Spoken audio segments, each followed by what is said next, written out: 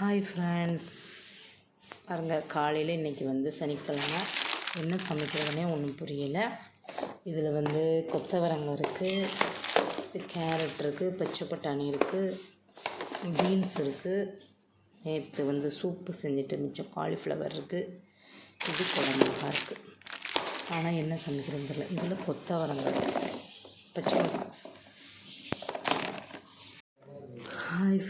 Hi friends, இன்றைக்கி ஒரு வழியாக என்ன சாப்பாடுன்னு முடிவு பண்ணியாச்சு. எல்லா காயும் கொஞ்சம் கொஞ்சம் போட்டு வெஜிடபிள் பிரியாணி தாங்க பண்ண போகிறோம். ரொம்ப அதிகமாக மசாலாலாம் சேர்க்காமல் ரொம்ப சிம்பிளாக ஒரு தக்காளி, ஒரு பெரிய வெங்காயம், 2 பச்சை மிளகாய், கொஞ்சம் புதினா, கொத்தமல்லி, கொஞ்சோண்டு காலிஃப்ளவர், கொஞ்சம் பட்டாணி, ஒரு கேரட், கொஞ்சம் பீன்ஸ், ஒரு 4-5 பீன்ஸ் பொடியாக கட் பண்ணி வச்சுக்கோம். இவ்வளோ தாங்க. வாங்க செய்யலாம். இப்போ இதில் ஒரு 5 ஸ்பூன் அளவு தேங்காய் எண்ணெய் ஊற்றிருக்கேன்.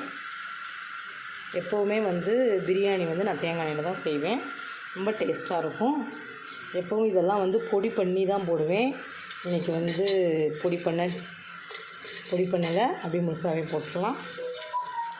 இதில் ஏலக்காய், பட்டை, கிராம்பு, அந்த அன்னாச்சி பூ எல்லாமே போட்டிருக்கோம். பட்டை, கிராம்பு எல்லாமே போட்டிருக்கோம்.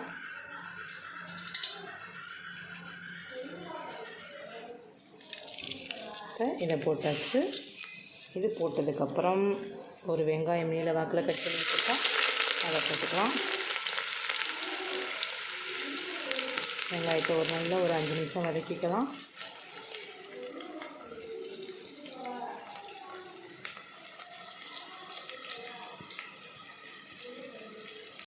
வெங்காயத்தை ஒரு 5 நிமிஷம் நல்லா வதக்கிக்கலாம்.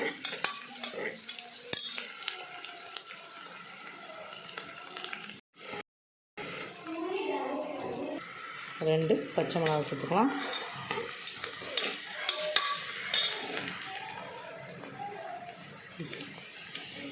இஞ்சி, பூண்டு, 2 சின்ன வெங்காயம் போட்டு அரைச்சி வச்சுருக்கோம், அதை போட்டுக்கலாம். இஞ்சி பூண்டோட பச்சை வாசனை போகிற அளவுக்கு நல்லா வதக்கிக்கலாம்.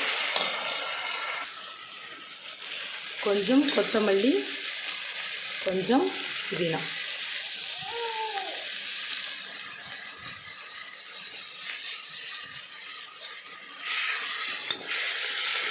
நல்லா வதக்கிக்கலாம். இப்போ தக்காளி,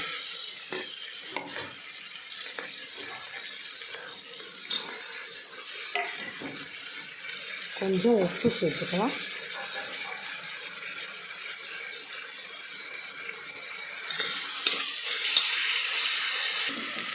ஒரு ஸ்பூன் அளவு மிளகாய்த்தூள் போட்டுக்கலாம். காரத்துக்கு நம்ம 2 பச்சை மிளகாய் போட்டிருக்கோம், அதனால் மிளகாய்த்தூள் பார்த்து சேர்த்துக்கோங்க. அவங்கவுங்க காரத்துக்கு தகுந்த மிளகாய்த்தூள் நீங்கள் சேர்த்துக்கோங்க.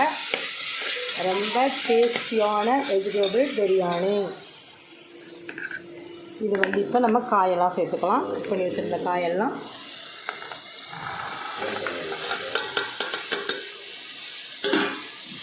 காயை சேர்த்து ஒரு 2 நிமிஷம் நல்லா வதக்கிக்கலாம்.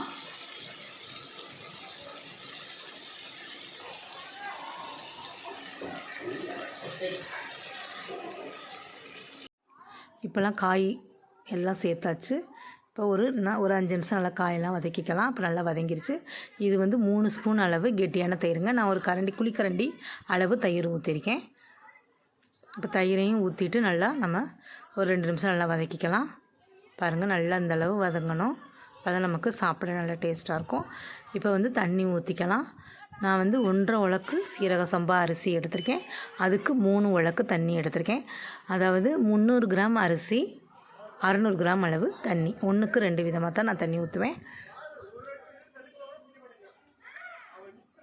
இது நல்ல பழைய அரிசிங்க, நமக்கு குழையாமல் நல்லாயிருக்கும். எங்கள் ஊர் சூப்பர் மார்க்கெட்டில் லூஸில் இந்த அரிசி வாங்கினது. சூப்பராக இருக்குங்க. நமக்கு நல்லா நின்று சாதம் வேகும். நம்ம புது அரிசினா டக்குன்னு குழஞ்சிரும். இது குழையவே குழையாதுங்க, நல்லாயிருக்கும்.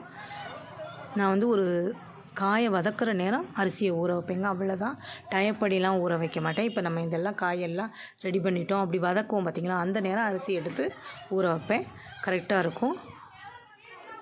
இப்போ நல்லா தண்ணி கொதிச்சிருச்சு. இப்போ அரிசி சேர்த்துக்கலாம்.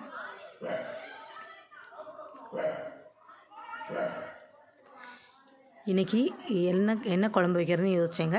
சரி எல்லா காயிலையும் கொஞ்சம் கொஞ்சம் எடுத்து போட்டு நம்ம வெஜிடபிள் பிரியாணி செஞ்சலான்னு செஞ்சேன். ரொம்ப ஈஸியான மெத்தடில் செஞ்சேன். அவ்வளோ டேஸ்ட்டாக இருந்துச்சுங்க. ஒரு நேரம் பார்த்திங்கன்னா அவ்வளோ மசாலா எல்லாம் அரைச்சி போட்டு அவ்வளோ இது பண்ணுவேன். அந்த அளவோட இன்றைக்கி ரொம்ப சிம்பிளாக செஞ்சோம். ஆனால் ரொம்ப டேஸ்டியாக இருந்துச்சு.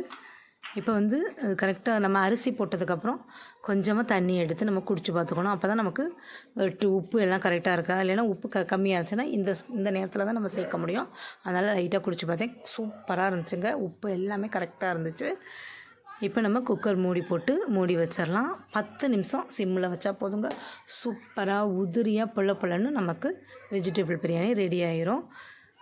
எப்போவுமே நான் வந்து இதே மெத்தடில் தாங்க வைப்பேன். மட்டன் பிரியாணியாக இருந்தாலும் சிக்கன் பிரியாணி இருந்தாலும் 10 நிமிஷம் சிம்மு, அவ்வளோதான். அடுப்பை நல்லா இவ்வளோ நேரம் நல்லா ஹையில் வச்சுட்டு அந்த நம்ம அரிசி போட்டதுக்கப்புறம் குக்கர் மூடையில் அடுப்பை 10 நிமிஷம் சிம்மில் வச்சிங்கன்னா சாதம் ஒன்று கூட பிடிக்கவே பிடிக்காதுங்க. உதிரியாக சூப்பராக இருக்கும்.